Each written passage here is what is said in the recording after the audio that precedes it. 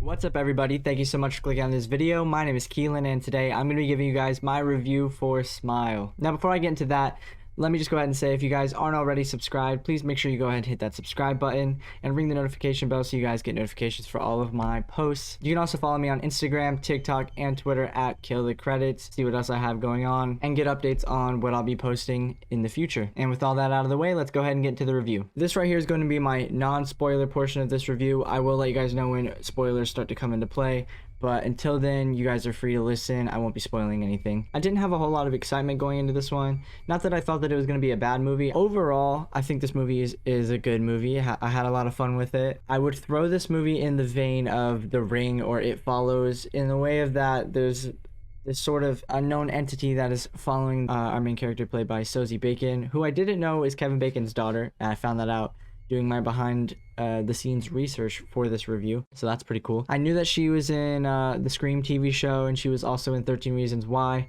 but I did not know that she was Kevin Bacon's daughter. I think this movie did a lot of great things. It was an ambitious idea. It deals with the themes of, you know, dealing with your trauma and how your trauma is going to affect your present day and how you're going to be able to move forward in life. I think they did that really well. A movie that leans so hard on atmosphere and like this unforeseen creature, this unforeseen thing that is slowly creeping up on you. You don't know when it's gonna show up. You don't know who it's going to take over or where it's gonna pop up at. It's an enticing plot. It keeps the mystery going throughout. I think it's so important with movies like this that they have a leading role and a lead actor or actress that can portray a character well enough to where like it's actually believable that this character is going through this and nobody believes them, and slowly as the movie goes on, the person, you can just feel like the person's world closing in on them, like they don't know who to trust and nobody believes them and all of this stuff, and it just starts to create this sense of isolation. And I think that Sosie Bacon took this role and she did exactly what she needed to do to draw the audience in. Every moment that she was on screen, it was extremely believable. There was nothing I felt that was overdone or anything that was overly acted or overly portrayed. She did exactly what she needed to do to pull this character off. And overall, I feel like all the characters were casted well.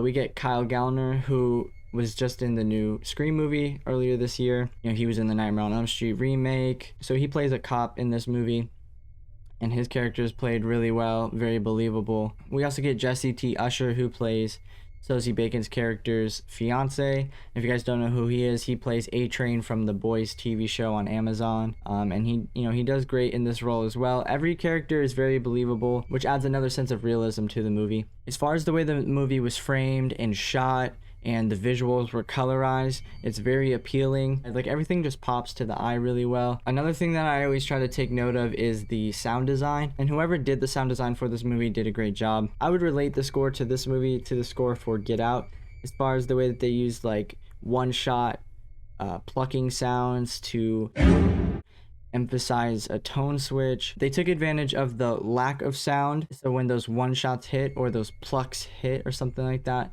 it really emphasizes the moment. And then they also have just like an overall good sound score. It was a nice mix up to help keep the flow of the movie interesting. So at this point, I'll say we're probably going to be scratching the surface of spoiler territory. I don't know if you would deem this a spoiler, but just to play it safe, I'm going to go ahead and say now, spoiler warning. So for the most part, I feel like people appreciate it more when a horror movie uses atmosphere and builds this sort of energy or vibe that creates fear and scares people. And I think people feel like jump scares are typically a cop-out in horror movies. And I shit you not that there was like at least 4 different jump scares in this movie that sent tingles all the way through my body, from my head to my toes. They weren't predictable.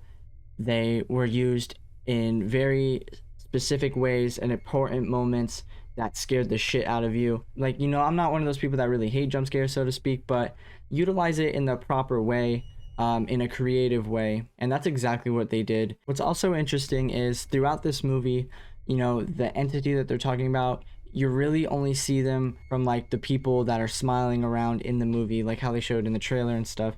You don't actually see this entity that they're talking about until probably the last 20 minutes of the movie. And I don't want to say too much, I don't want to give too much away, but I will say that when they do show this creature, or the form of the creature, I guess the form of what you see is individual to you. So the form that our main character sees is like a fucking monsterized version of somebody that she knows. There's this scene specifically where the entity like sheds its flesh, and it's just this big meaty monster, and it like opens this character's mouth, and like you see it, and it's all practically done, and it looked so good, and it was creepy as fuck, and it was nice to see practicality so in your face. And there, you know, there's some CGI, but it's not a whole lot, and it doesn't look bad. It was well done, which I felt was a big check mark for this movie for me. I love practical effects, and I love when they can put it in your face and it doesn't look cheesy or it doesn't look low budget. And I believe the people that did the practical effects for Smile actually worked on the Alien movies, which makes a lot of sense as to why it looks so good. One of the things that I actually find the most interesting about this movie is that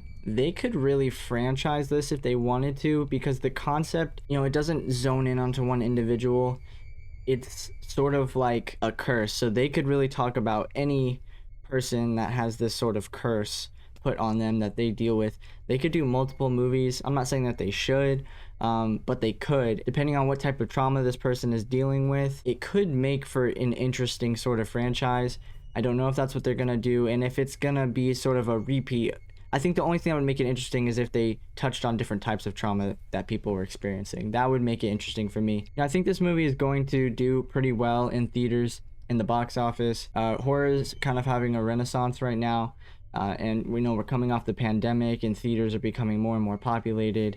So overall, I think most movies are probably doing pretty well, but I think for the Halloween season, this movie drops right before October, and so I think this movie is going to do pretty well. People are going to go and have fun with it. You know, it's exciting to just have another movie, another horror movie that we can put another notch on our belt and say like, okay, here's another one to add to the list of pretty good horror movies this year.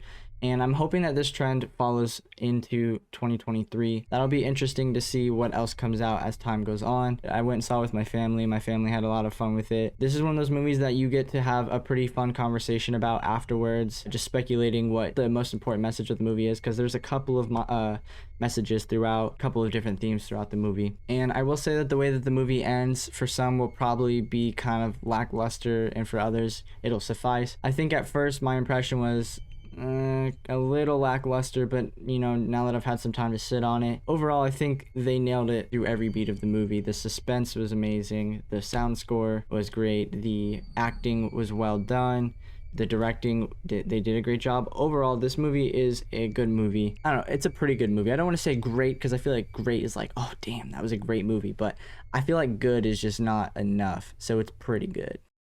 You know, in some of my videos, I've said like a 7 out of 10 slashes. I'm trying to make that a thing. I don't know. Maybe I gotta make some visuals for that. Maybe it'll make more sense. I'm gonna wait. I'm gonna stop saying slashes until I get that done. And then I'm gonna bring it back. And it'll make more sense, because some people probably hear that like, what the fuck does that mean? Yeah, if I had to rate this movie, I probably would give it like a 7.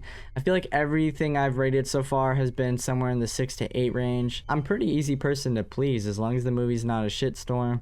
I could probably have fun with it. I'd say it's about a 7, just middle of the road, and I would definitely recommend it. If you're thinking about going and checking this out in theaters, please do so. That being said, that's gonna wrap up my review for Smile. If you guys did enjoy my review, please make sure you comment down below and let me know. I try to respond to every comment. I believe I responded to every single comment that I've gotten. It really does mean a lot that you guys take your time out of your day and comment your thoughts, have a little bit of a conversation with me, so I reciprocate that by making sure I like all of your guys' comments and comment back to you guys. It's always fun having discussions and just interacting with people in general. It's a really cool thing. It's pretty much what I've wanted from doing this, was just being able to talk about horror movies and getting everybody's opinion. So it does mean a lot to me. I do appreciate that. Also, if you guys could drop a like on the video, that would also mean a lot. And most importantly, subscribe if you're not already subscribed, and make sure you ring the notification bell. And also, if you could follow me on Instagram, Twitter, Twitter and TikTok. And once you guys have gone and seen Smile, go ahead and come back to this video and drop your thoughts. And one more thing, if you guys have a video idea that you would like to see from me, please comment down below as well. You know, I'm taking ideas. I want to do more than just reviews, but so far that's just been what I've been trying to stay most consistent with. But I do plan on making some other things in the future, and if you guys give me a good idea, I will definitely take it. And with that all out of the way, I will bid you guys a farewell until the next video. Have a good one.